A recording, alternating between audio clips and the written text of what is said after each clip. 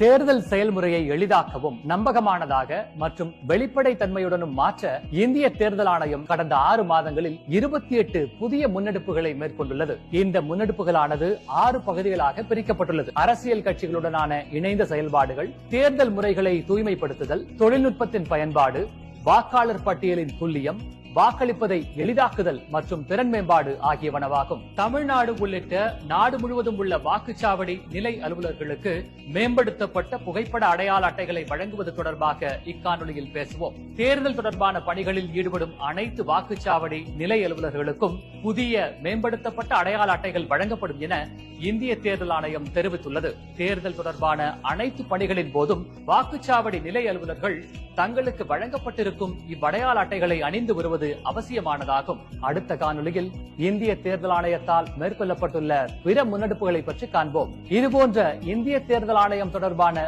மேலும் புதிய தகவல்களுக்கு எங்களது அனைத்து சமூக ஊடக தளங்களை பின்தொடரவும் மற்றும் சப்ஸ்கிரைப் செய்யவும்.